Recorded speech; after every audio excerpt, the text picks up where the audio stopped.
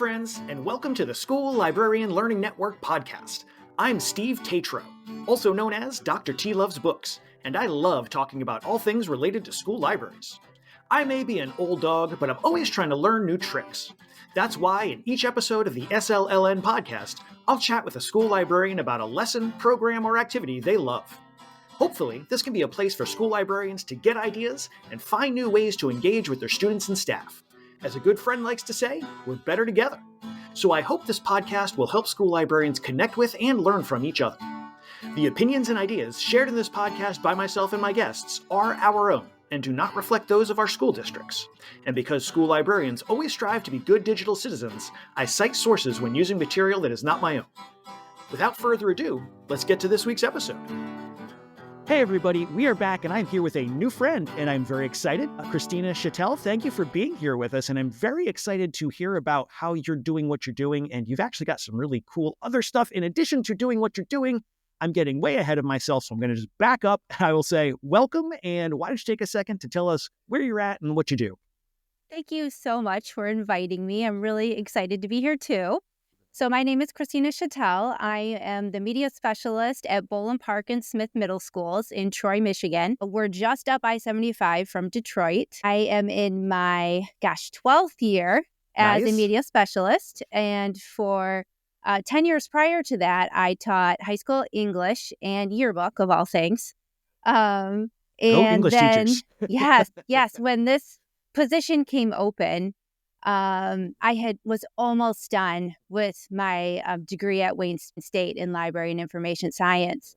And I loved what I was doing at the high school level. But you know that sometimes librarian positions in your school district are hard to come by. Yeah. So it was like now or never. So luckily I was able to, quickly finish up my program over the summer and then start at the middle school in the fall. And That's awesome. I don't think middle school was in my plan, but I am sure glad that I ended up in middle school. I think this is the place that I need to be. And I know you as a middle school librarian, you know that we're a rare breed, middle school teachers are, and we just love that age group and the building and what we do. I had sort of a similar trajectory. I started out in high school and then accidentally ended up in a middle school when I needed a position in an area and there happened to be one. So I was like, we'll do this for a little while. And just fell in love with being in the middle school. Just those kids, you never know what you're going to get every day. The same kid can come in and it can be a completely different human being inside of that body. So they're a lot of fun. And we get to be the fun ones, right? Yes. We get to rile them up and then send them back to the classroom. And we don't have to grade papers or anything. I mean, compared to what I was doing before, I come home and read, which I love. That's the extra work. Absolutely. Yeah, no, it's the best. It's absolutely the best. So we're here to talk about the Troyberries that you do at your school. And so I was looking at some of the information you shared here, and I'm kind of curious because you said you've been working in the middle school for about 12 years. This program looks like it's been going on for quite a while with some adjustments here and there. So I'm kind of curious, do you have any background you can share about sort of where this came from or sort of how you took it over when it was handed to you? Sure. So back in 2000, we had 4 media specialists in the school district, so one for each school. Nice. And they decided that they wanted a reading program where the kids are choosing, not the adults. The kids are choosing the award winner. And so they called it they called it Troybery, as you could tell. It's related to the Newbery program. But again, kids are the ones who are making the choices. So they started off with just 10 books every year and had the kids read them and vote on them. And then they had this wonderful live ceremony at the board office where they would announce the winners. So lucky 30 students from every school would be bussed in. All of the local dignitaries would be there. And then they would broadcast it live in the school district. So everyone back at the buildings could watch it. That's awesome. It was an amazing, it is an amazing program. And so when I was hired to come into this position, that was one of the first things that the other librarian asked me. She was like, "Are you sure you want to keep doing Troybery?" And of course I said yes, not knowing the scale of work that this program entails. And especially since now we're down to 2 media specialists. So there's 2 of us who share 2 buildings, unfortunately, 2 buildings each. So as that other media specialist, Kathy Locke, and I kind of took over the program, we made some changes based on what we saw in terms of student interest and what teachers were looking for.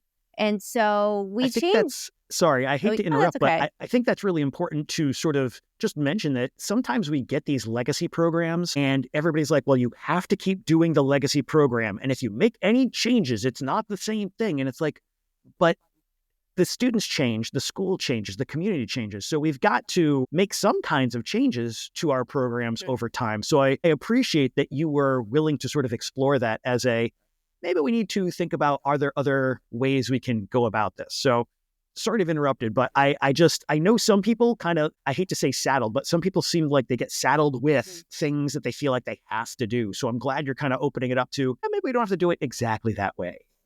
And I think we had to live within the system for a few years to understand the system and why they did certain things the way that they did. Absolutely. And then we started questioning that and figuring what we needed to do for our students. So we have a bigger list now so that we can have more options, so that we have something for all different kinds of readers.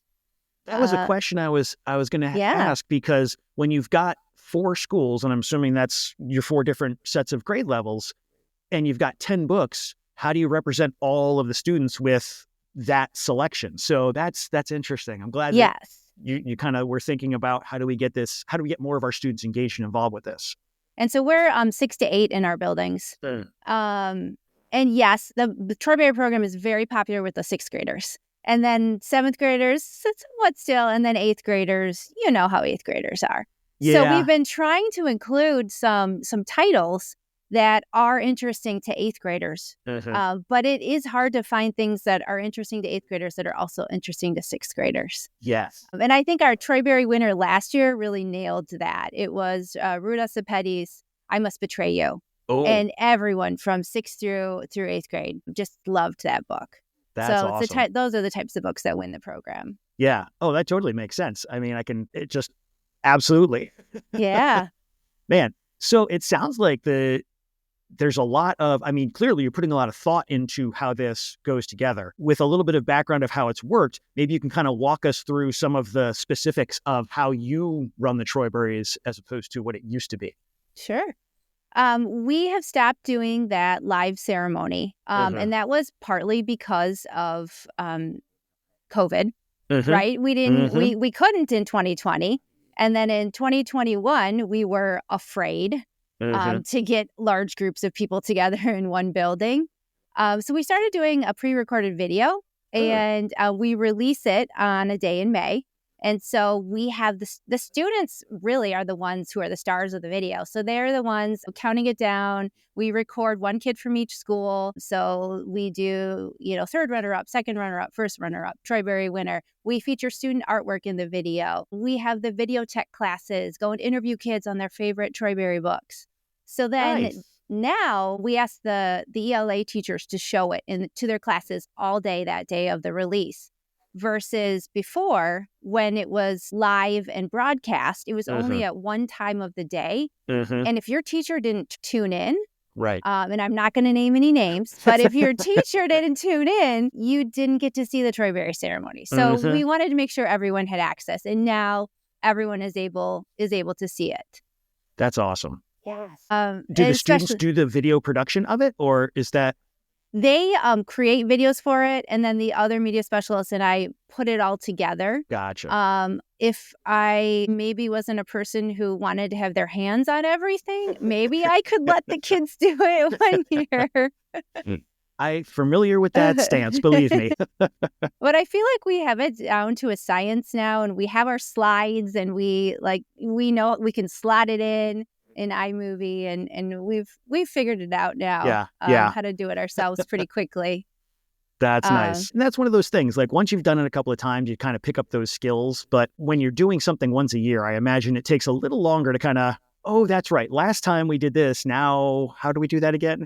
And I would say for anyone who wants to take on a program like this, save everything. So we save our emails to Word documents, and just it's so easy to be able to pull up and be like, what was that email we sent to the staff last year about Troybery? Oh, here it is. Change the dates. Go. Right. Or save your letter to the PTO or the PTA, the letter requesting the funds. And that's really how we are able to afford this, because we purchase 5 copies each of 20 to 30 books at each of our middle schools. And then we purchase copies on Sora, where the kids can get ebooks and audiobooks. Oh. So we have funds, since this is a 25-year program, we've established that we will get funds from PTO. Each PTO will give us some money. The Troy Women's Association is always so generous and gives us money.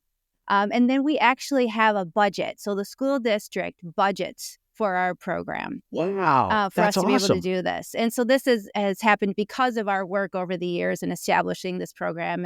And the community loves it and supports it. The public library loves it and supports it. Oh, I bet. So it really is. It's a big thing when the list is revealed. I mean, it used to be like the kids would stand outside the media center, and it would kind of be like those old commercials where people were like, open, like they were waiting on Black Friday, waiting for the media center to open. That's amazing. Wow. Yeah. So we do, the kids vote usually in March and April to vote our big list. So our list usually ends up being around 20 to 30 titles. Then they vote it down to their top 10, which is kind of a nod to the original like Troybery 10 that they did in the past. And in terms of getting that 20 or 30 that you're starting with, is there a particular way you kind of choose those titles? Or is it sort of like, oh, this is some really great stuff we've read recently? I'm kind of curious what your process is. Each year, I feel like we do it a little differently. We are a year behind. So these books on our list are from 2023. And I think that makes it easier for us because we can look at the Newbery winners. We can look at the best books of the year lists and come up with what we want to do. We've done Troybery committees where we've had kids meet like after school during lunch to give us opinions and read books. This year, we had kids vote. We just showed them titles of the books, and we sent out a survey to every kid in the district. And we actually got a lot of responses. And they voted on which ones they looked most interesting to them. And then we kind of focused on those. And then this year we had 7th grade focus groups. So the ELA teachers let us take 2 class periods of their time. And we had the kids book taste ones that we were thinking about for Troybery. And then they came into the media center the next day, and I did a lesson with them. We talked about book selection, and then they put their top 10 to 15, what they think should have been in Troybery. And then we rewarded the kids who correctly predicted. Like if their list matched the final list, they got to be the first to check out books too. Oh, that's awesome. So that was really fun. Yeah. That's great. So we based a lot of our decisions this year on what that 7th grade focus group I love that said. idea of using sort of being a year behind. I mean, you're not really a year behind, but like that's such a wise way to be able to take advantage of the resources that exist out there, because I feel like a lot of book awards in schools, when you try and focus on the latest, just getting copies sometimes can be a problem. But if you know that it's been out for a little bit, it gives you time to not only get the resources, but to kind of see what have people said, like you said. I mean, that is a pro tip right there. Set your reward for books at least 1 year behind. Okay. And when there were 4 librarians, they did the current year. So when I came into the program, we were furiously reading things in October. And there's so many things released in October, trying to figure out what we were going to put into Troybery. And then COVID came. And we kind of took a break for a year. And when we came back to it, we said, well, maybe we should be a year behind because we missed some books because of the pandemic. But also this is going to be easier on ourselves. So that was a recent change that I think really helped us. I think it makes a lot of sense. And thinking it through even more, like I bet it's better for the students too, because they're more likely to have read titles that have been around rather than necessarily reading the latest, because some of our readers we know are not necessarily picking up the newest book that they can get their hands on. We've got some that will, but at least when you're giving them that sort of almost like a grace period to have exposure to those titles, that's a really great way to help them take part and engage with what's going on. And then they feel like, oh, well, I've already read a couple of those on that list. I could read a few more. Yeah. So we don't have any barriers to voting either. Like we just we're a Microsoft school. So we put out a Microsoft form and anybody can vote. In the old system, they actually made the kids register because the thought was they're registering to vote. We're training them to be voters. But if a kid forgot to register to vote in the beginning, then he couldn't vote in the end. So we just kind of removed that barrier. I don't care if a kid is voting and they haven't actually read the book. They're voting on the hype of the book. And it must be a popular book if that's the one that they're like, well, everybody said this one's good, so I'm going to vote for it. And maybe they're more likely to pick it up when they hear all the chat going on. So yes, absolutely. The more barriers we can get out of the way, the better. Love it. So, sorry, I distracted you earlier. You were telling us how you started from your 20 to 30, then you get it down to 10 with student choice and student voice, leading us into the 10. And then where do we go from there? And so then they vote out of those 10 for the Troybery winner. Okay. So we take a look at that. And there were around 600 kids who voted last year. Wow. In that final vote. So we do have a large amount, like I said, a large amount of kids across the school district participating, which is awesome. Which is really cool. Yeah. Just out of curiosity, like roughly what's your student body size at one of the schools, just to help get a let me think. So my one school, I think, is 650, and the other one is over 800. Okay. So you got, roughly a quarter of your students voting in this. That's an amazing bunch of buy-in from students, especially middle school students. So that's really something to be proud of. That's amazing. Huh. Thanks. And they come in as sixth graders knowing what Troybery is. They've heard about it from the elementary librarians. Oh, that's great. They're excited to be a part of it. That's so cool. It's when you can get a program that is kind of spread out through the district that people are sort of hearing about and the kids come in excited about, now that I'm old enough to take part in this. Always such a great way to drive some of that, their engagement with the project, but also with the books that are hopefully going to be, they're going to be picking up to see, oh yeah, what's this about? I'm sure your circulation statistics must go through the roof when it comes to getting close to voting time and just after the vote. Like, it must be awesome to see all the books going out. Yeah, it is. One of the authors who's part of our program, Keel Fegley, author of Strikers, which is a graphic novel, and it's set in Michigan in the 1980s in Flint, and it's about a junior league hockey team. He was posting on Bluesky about the Troybery because he's going to be part of our Troybery Author Blitz this year. Ooh. And he was saying that he was nervous that he is going after Gary Schmidt. And so I wanted to reassure him. So I went into my Overdrive marketplace to see what the checkouts were for The Labors of Hercules Beale versus Strikers. And I commented to him on Bluesky. I said, well, just to make you feel better, Gary Schmidt has, probably like 30 checkouts of his book across our school district. And your book has had 215. Checkouts since November. Wow. So that is a testament to how much students like your book, and also the fact it's a graphic novel. They love the graphic novels. Yes. I love pushing graphic novels because they appeal to so many different kinds of readers, and there's so many ways to get into them. Man, that's awesome. I'm gonna have to check that book out. So you had mentioned an author blitz. What's the author blitz? Yes. So this is a new thing that Kathy and I added. So when we were doing those live ceremonies, we always either invited an author or we talked to authors via Skype or Zoom, whatever the thing was at the moment. And so once we stopped doing that live ceremony, we were bummed that we weren't offering kids access to authors. And so I had this crazy idea in 2021. I was like, Kathy, what if we offered an author visit every single hour of the school day? And then students would have access to an author visit, at least just in their English class, if their English teacher was the only one who tuned in.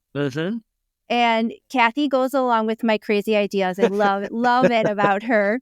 And so we started in December just emailing all the authors from our list from that year.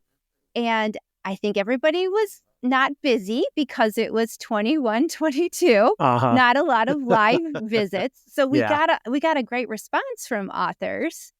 And so Kathy and I are like, how are we going to structure this? Our schools are late start and early start. So how are we going to schedule this so that it's first hour at both at the early and the late schools? So we had to kind of figure out a schedule, how to fit all these authors in. and we had to figure out how to advertise it. We ended up doing it on a day that it was perfect. It was the day after parent-teacher conferences. Oh. And so teachers had been at school until 8 p.m. Uh-huh. the previous night. And so we emailed teachers and we said, let your librarian do your lesson plans for the day. Nice. We are going to offer a half an hour author visit. You just have 25 more minutes to fill. Your students could silent read. They could work on a Troybery project to turn into for the ceremony. They could come check out a book in the library. So we didn't really know what we were doing that first year. And it went off without a hitch. Nice. It was an amazing day. And the teachers afterwards were like, "When are you doing that again next year? This was amazing." and the cool thing is that it wasn't just ELA teachers who tuned in. Oh, we that's saw great. some science teachers, we saw some math, we saw some social studies electives. And each year we see more and more of other subject areas. That's And awesome. each year the other subject areas are asking us, are you guys going to do this again? That's great. I imagine that they're seeing a lot of great stuff coming out of this, but I can imagine feeling some pressure from your students and from your colleagues like, hey, we're doing this thing. Why aren't you doing it? So Yeah. I imagine you're getting to that critical momentum to kind of pull everybody on board, but that's awesome. We're getting to a point where it's probably 50 classrooms on average in our Zooms for these. That's incredible. Yeah, it is. And so we set it up. We asked the authors to talk for about 5 or 10 minutes about their book. And we say, a lot of kids will have read your book, but some of them might not have had a chance to read your book yet. Mm-hmm. So give us a little book talk. We say you can try to sell the kids on your book and motivate them to vote for you. So we had Rebecca E.F. Barone last year, author of Unbreakable, which is a fantastic nonfiction book about code breakers during World War II at Bletchley Park, Enigma machine, all that good stuff. Yeah. And she is actually from Michigan. And so she came up with a list of the top 10 reasons why you should vote for Unbreakable. And she was I would highly recommend if anybody is looking for an author visit, she was an amazing author visit. That book still is checked out all the time from the Media Center. She came in second place. We have never had a nonfiction book come in second place in Troybery in the past 25 years. Huh. So it's fun when the authors try to bribe the kids. So one author was like, I will feed my dog a hot dog and record it if I win. Oh, man. Hey, whatever it takes. I'm not above bribing kids. Hey, if that works, great. We'll do it. So then after the authors talk, then we do questions. And so we have classrooms submit them ahead of time. Mm-hmm. And Kathy and I have a script that we have everything typed in, and we have the questions typed in and everything. So we can be the MC of the event. Mm-hmm. You got to be on the whole time. You are hosting all day. Lots of people watching you. So we have those questions. We call on those classrooms. We unmute them, all the things that you have in Zoom to keep everything in line and professional. Mm-hmm. And then from there, we learn to use the Q&A function in Zoom. Oh, okay. So any other questions need to come through Q&A, and we will call on classrooms. And then those teachers will unmute, and the kid will be at the screen to ask the question. And so usually we have way more questions than we have time. It just flies right by. There's usually not any dead air. Mm-hmm. We were worried at first because we only had like maybe 3 questions submitted for each author. But like once one classroom asks a question, then there's a barrage of questions from all the other classrooms. Yeah. Yeah. You only need that one person that's going to break the seal on the silence, and then off to the races. Yes. Wow. So that is a really impressive accomplishment. I mean, just doing that Author Blitz alone would be an amazing event, and that you're tying it in with your Troybery Awards. That's so great. Man, I mean, I know lots of people do different book awards, and one of the things I love is even if all I did for the rest of all my episodes was talk to people who did a book award, everybody still has their own twist, their own spin, their own thing that makes it that special something for their school. And we can all learn something from that and kind of build onto it. So my brain is spinning out with all the possibilities here. Holy smokes. Boy, I'm just trying to process it all. And we've hosted so when we have our one in April this year, we will have hosted 30 authors live over the past 4 years because it's our 4th annual one. And then 8 pre-recorded. Some authors weren't available, but were willing for us to send them send them some student questions, and then they recorded themselves. And so that's part of the day, because I'm going to give everybody advice. If you're going to try doing this, you have to schedule a lunch break for yourself. We did not schedule lunch breaks for ourselves the first year, and it was kind of rough. Yeah. But when you have that lunch break, that's when everybody can watch the pre-recorded videos. So pro tip. Very clever. Very clever. Next pro tip, don't plan it for March if you live in the northeastern part of our country. Our second annual Troybery Author Blitz was canceled because of a snow day. Oh, boy. So we knew the snow was coming, and we were able to email the authors ahead of time and be like, we're probably going to have a snow day. We'll let you know at 6 a.m. when they tell us. And we did. So luckily, most of the authors were able to reschedule, but it really kind of ruined the momentum of the event, because we were doing like three author visits one day, and then 3 visits another day, and then 2 visits another. And so we lost the audience interest, I think, that year. Yeah. So we scheduled in April this year. So let's hope we don't have a snow day on April 4th. Fingers crossed that our climate is going to agree with us. It's funny. It's just not something that would have occurred to me. Like, yeah, we need to take that into account when we're bringing people in from outside that are not going to be on the same schedule as us. Like, just because we're going to miss a day, like we're ready to go in the next day and just, okay, we're going to pick up where we left off. But when you're bringing in guests, that's a whole other kettle of fish. Yes.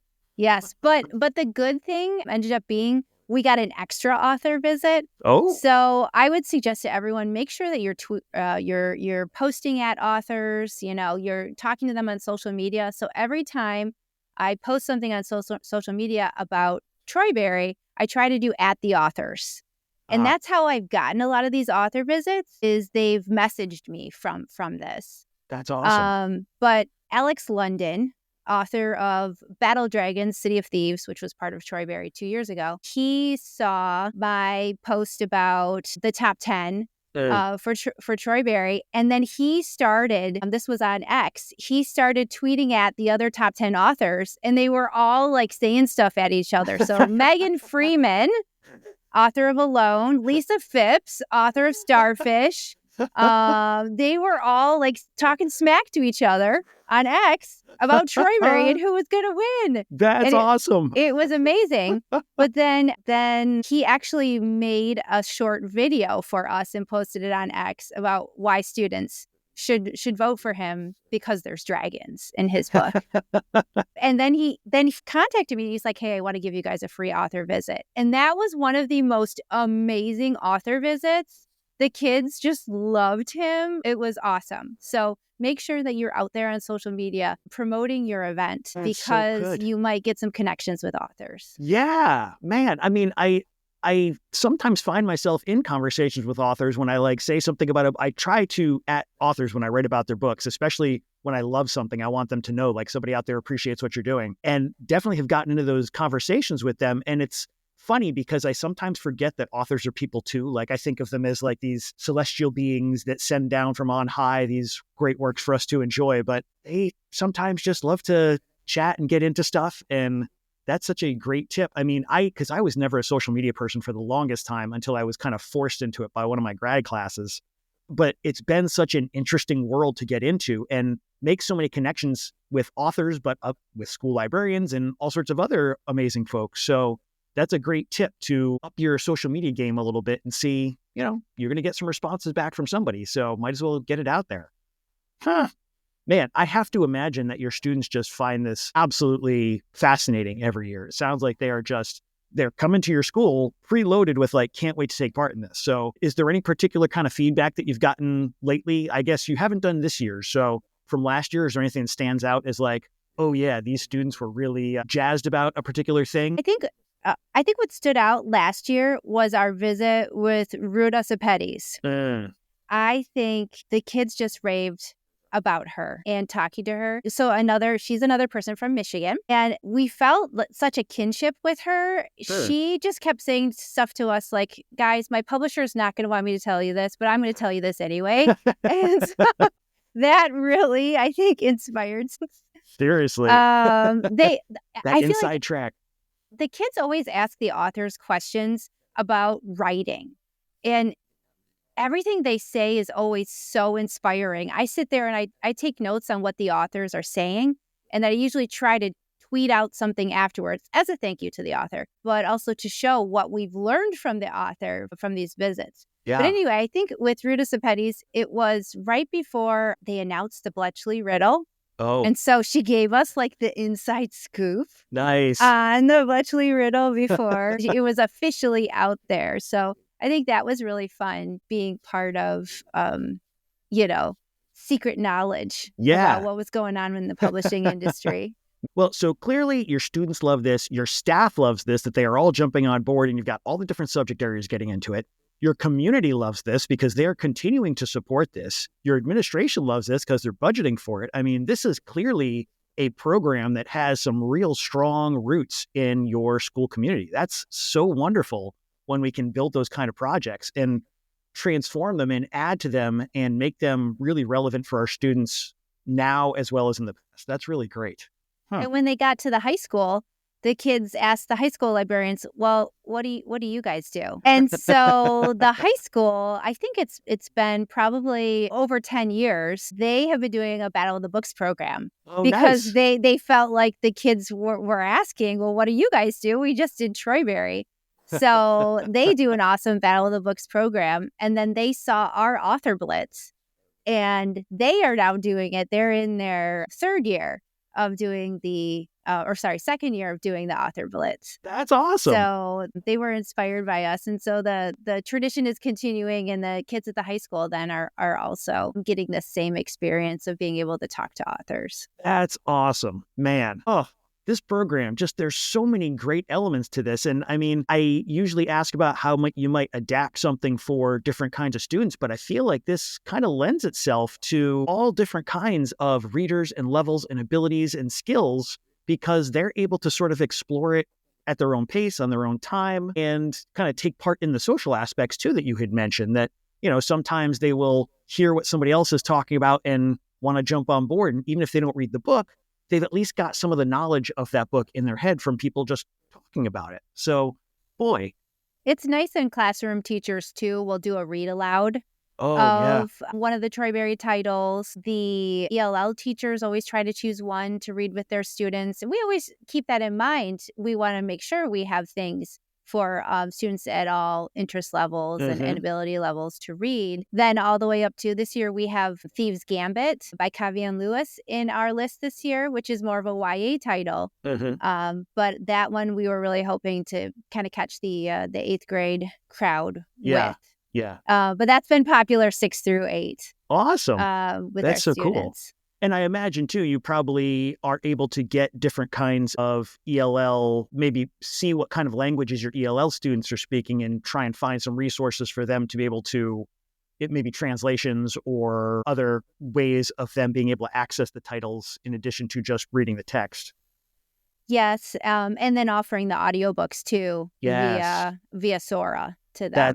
That's awesome. That's something I always forget, that I need to make sure that I'm getting the audio versions, because for some of our students, that's such an important method of access for the material.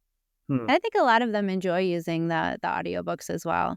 And it's such a great, even if they're not necessarily just listening, I mean, they can just listen, but some students really find it beneficial to read along as somebody's reading it to them, and it helps them, multimodally take in what the text is saying. So that's a really good tip. Putting that on my short list of things I need to make sure I don't forget anymore. So this is an amazing program. I mean, you're doing such amazing stuff for your students, and it's wonderful that you've got a partner in crime to help pull this all off. So this is so great. I really appreciate you sharing it. We are going to switch over now into our book break. Book break. Squiddy. So for the book break, you can share any title you like. It can be personal, professional, anything you like that you think people might want to know about. So what's something that we might want to know? Well, I would love to talk about Perfectly Parveen by Olivia Abtahi. And the reason I want to talk about that one is because I think it's a great example of the kind of books that we need publishers to make more of. So, Steve, I am part of I guess you would call it an advocacy group, a movement for young teen lit. Love it. Marcia Kushel and Marcia is a Georgia middle school librarian.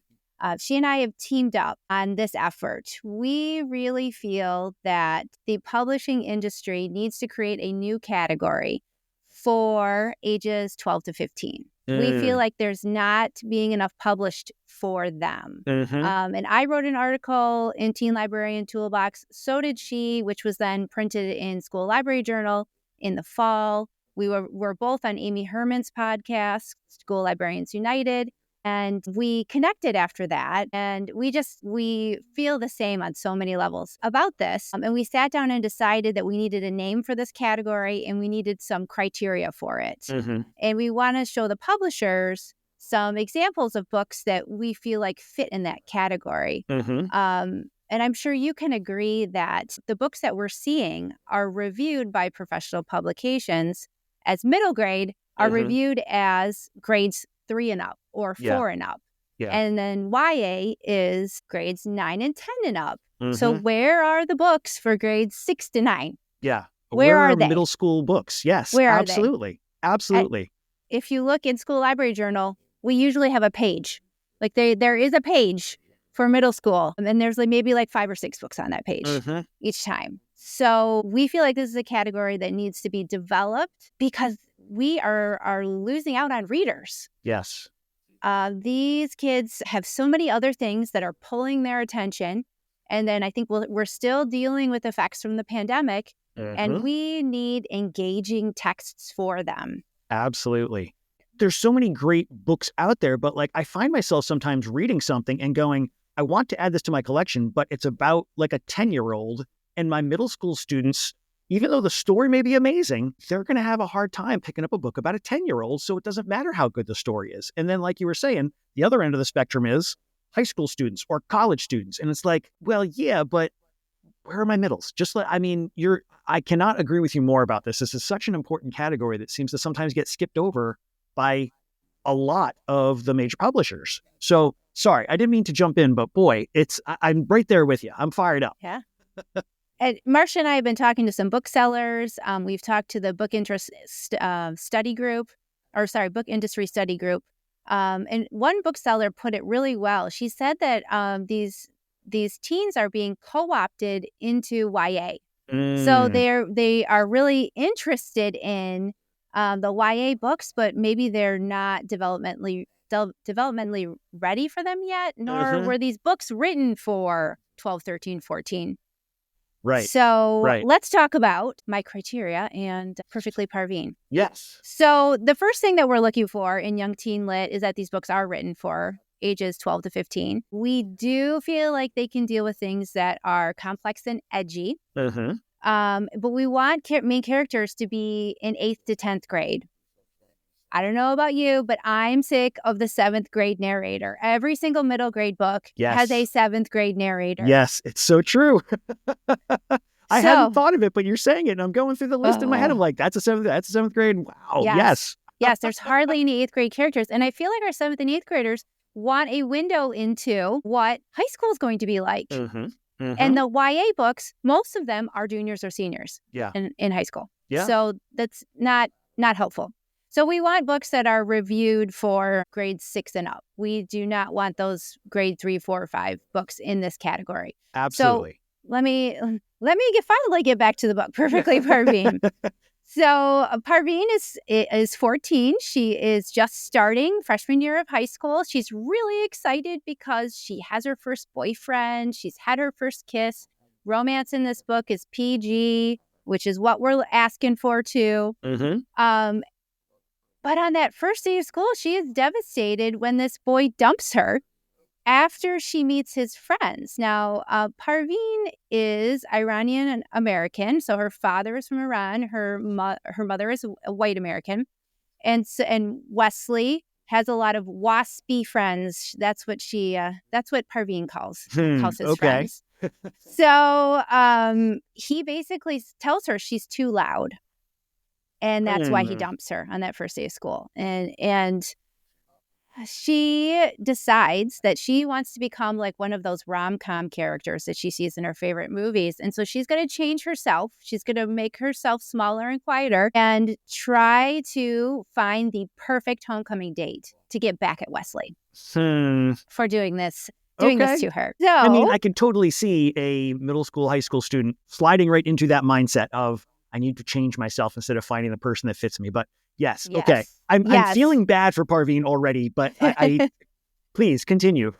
So on top of this, she's very close with her aunt who lives in Iran, and she's very excited that her aunt is going to finally come visit. They video chat all the time. She gives her advice. And then Parveen goes to Farsi school, and there's a boy there who she's paired up with who's supposed to tutor her, who she can be herself with. And she looks at him as a friend, but is he interested in a little bit more? She's a little blind to that. So there's some drama later in the book with her aunt coming to visit and being stopped at the airport and being sent back. And so we have that edgy, that thought-provoking issue for the kids in that book too.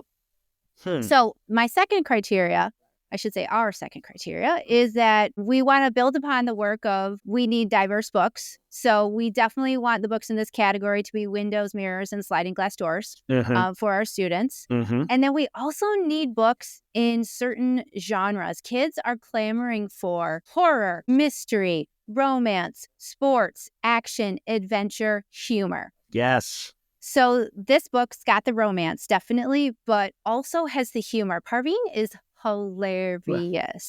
Seriously, if you listen to the audiobook, you will be laughing out loud. This book, it's adorable. Nice.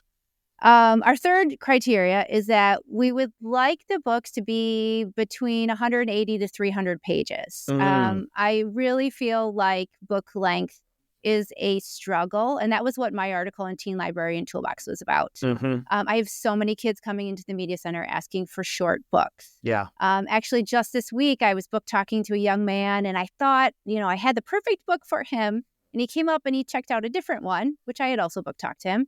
But I said, why'd you end up with that one? And he's like, well, it was shorter. And I mean, I'm sure you're hearing that every day from your students. They come in and ask me for where's the short book section. Yep. 100%. And it's funny because I was literally just having a conversation with my wife. I was reading a book, and as I'm reading it, I'm going, I'm at page 250 of this book, and it's got at least 120 more pages, but the story should be done here. Like, I feel like that happens, and this was not a YA book, but I feel like sometimes there are books that might be better served with maybe breaking them into two different books or just installments. I don't know exactly what the answer is, because some stories you do need the space to kind of tell the background and stuff. But I can't agree more that so many of my kids are coming in and saying, well, what short books do you have? And I'll go down the shelf and like try and pull stuff off. But those are a lot more rare than, what they want. And it's not really meeting all their interests. So, Yes. yeah. Or the short ones right now have the elementary school looking cover, which is my fourth criteria here, is that we want books without cartoon covers. The kids will not touch those. So they look too elementary. They look too young. Yeah. So Perfectly Parveen, it is a little bit over 300 pages. So it doesn't fit exactly in that part of the category, but it does have a cute cover. It has, a realistic young lady on the cover. And the font is modern and more YA looking than some of the other middle grade books. Okay. And then lastly, we're looking for books to be written in a variety of formats. So we definitely want the graphic novels. Students love verse novels in my schools. Yeah. And that's a great way to get a kid into a big book. Like Megan Freeman's Alone looks huge, but you open it up and you're like, but look at all the white space on the page. Yeah. Yeah. Or Canyon's Edge by Dusty Bowling's another great one. Like, It looks like a big book, but once you get into it, there's hardly any words. That's how we got to sell it. Yeah. So I also think it's really important that these books are written in how kids communicate. So we should see text messaging or social media posts. And I think an amazing example of this is Game Changer by Tommy Greenwald. My students love that book. It is written in verse. It is written in text message. It is written in social media posts, news articles, interviews. It's multi-genre, so multi-format, I should say. Huh. And so we're looking for things like that. And in Perfectly Parveen, there's no chapters. So it is by day. So it'll say Saturday, and then it'll say 12:30 p.m., Parveen's house. And it's broken up into short sections like that. So that makes it more digestible for kids in that they're only reading a shorter section instead of an entire chapter. Also mixed in are text message conversations, emojis. She has lists. So I think the varied format helps to break it up for them and makes it easier for them to read and digest. Yeah. There's a book by Avi called Nothing But the Truth that it was listed as a documentary novel. And when I try to explain to students what that is, they kind of look at me weird. But that sounds like it fits sort of a format that might be really accessible to the students. And that was written in the 80s, I think. So a lot of it was transcripts of phone conversations. But now it lends itself to text messaging, like you're saying, or social media posts where people are writing back and forth. And that's a format that the students would be more maybe inclined to believe. I don't know if believe is the right word, but certainly, they're used to reading text messages. They're used to reading social media posts. So maybe that helps them read a book that it contains those things. Yeah, it keeps them interested, definitely. Yeah. That's great. So that's Perfectly Parveen. Definitely suggest, if you're an audiobook reader, to listen to the audiobook. But if you have any more interest in Young Teen Lit, we have a website, youngteenlit.com. Awesome. You also can find us on Bluesky and on Instagram. Which is how I found you on Bluesky. And I'm glad that we connected because this has been such a great conversation. And I love that you're sharing these resources. And we are working on a list right now to show publishers of what Young Teen Lit looks like. So we have something posted on there now, a graphic that people could use